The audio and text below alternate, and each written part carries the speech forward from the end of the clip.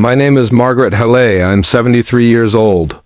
And if life has taught me anything, it is that age may wrinkle the skin, but it should never silence the mind yet. That is exactly what my own family tried to do to me when they decided I was too old to decide anything. A sentence that struck me harder than any illness, any loss, or any loneliness I had faced in my long, complicated life.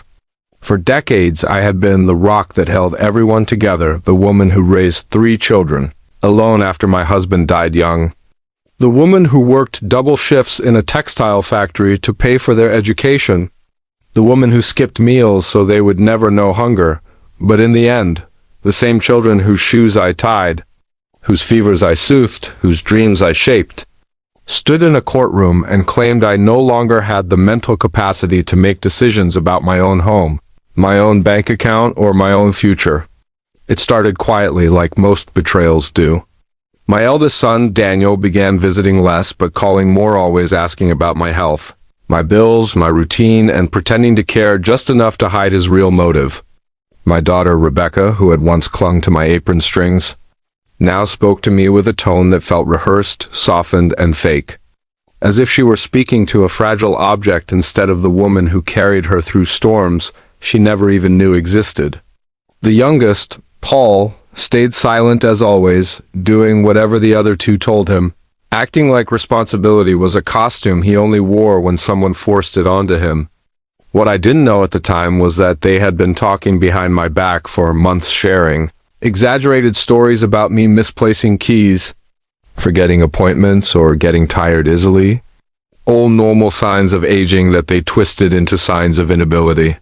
They wanted my house, my beautiful lakefront house that their father and I bought 50 years ago with money we scraped together painfully. The house with the blue shutters he painted by hand. The house with the creaking wooden floors that still held the imprint of my children's footsteps when they were young. Property values had gone up, and suddenly I wasn't their mother anymore. I was a signature they wanted control of. The day they confronted me is carved into my memory like a scar that will never fade. They arrived together, sitting around my dining table like a panel of judges, Daniel clearing his throat before saying politely but firmly that they believed I could no longer live alone safely, and they had started legal proceedings to take guardianship over me. Guardianship over me. The woman who raised them. The woman who survived heartbreaks they have never even imagined. I looked at them, one by one, searching their faces for the children I once knew, but I saw only strangers wearing their expressions. I wanted to shout, to scream, to remind them that I still cooked, cleaned, paid bills, read books, and remembered every detail they always forgot. But they didn't want explanations. They wanted power. They left that day looking satisfied, as if they had done something noble, while I sat alone at the table, hands trembling, not from fear, but from betrayal. For weeks I barely slept, pacing the hallway of my house, running my fingers along the walls I had painted, trying to understand how the people I loved most could decide I no longer deserved control of my life. But then something inside me shifted, a fire that had been dimmed by age suddenly sparked again. I may have been old, but I was not weak. I called an attorney the next morning, a young woman named Lavra, who had the kind of determined eyes that reminded me of myself at 25. I told her everything. Every detail. Every fear. Every insult wrapped in fake concern. And she looked at me with a steadiness that made my voice tremble. "Margaret," she said, "you are not losing your rights. Not on my watch." When the court date arrived, my children lined up on the left side of the room, whispering to one another confidently, while I sat on the right side with Lavara, feeling the weight of 73 years pressing down on me like a mountain. The judge, a stern woman with silver hair and clear eyes, began the session by asking my children to explain their petition. And they did smoothly, convincingly, describing me as forgetful, confused, incapable. Daniel even had the nerve to say I had episodes of delusion, citing the time I couldn't find my glasses, which were on his car seat because he borrowed them without telling me. When it was my turn to speak, I felt my throat close, the courtroom spinning slightly, but then I remembered who I was. I straightened my back, took a breath, and spoke not with anger, but with clarity carved from decades of endurance. I told the judge about my daily routines, the meals I cooked, the financial records I managed, the volunteer work I did at the library every Thursday, the neighbors I helped with their paperwork. I told her about the books I read, the journals I kept, the medications I never missed, and the independence I had fought my entire life to maintain. Then Lavra handed the judge a thick folder filled with evidence doctors' evaluations confirming my sharp mental health.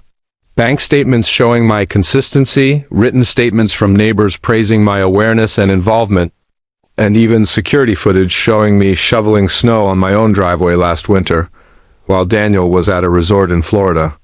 My children's faces turned pale, their confidence draining like water from a cracked jar. But the most important moment came when the judge asked me one simple question. "Mrs. Halle, do you feel you can continue making decisions for yourself?" I looked at the judge, then at my children, and answered softly but firmly, "Your Honor, I've been making decisions my entire life. Hard ones, sacrificial ones. Ones that shaped the very people standing before you now. I may be older, but I am not incapable. I am not confused. I am not done living." Silence settled over the room.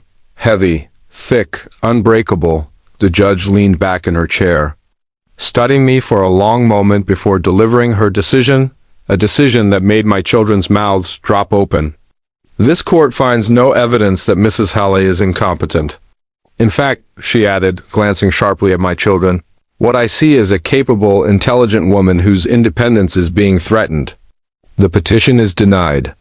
And then, her voice growing sharper, "Furthermore, I strongly advise the petitioners," she nodded toward my children, "to reflect on their motives and the emotional harm they have caused."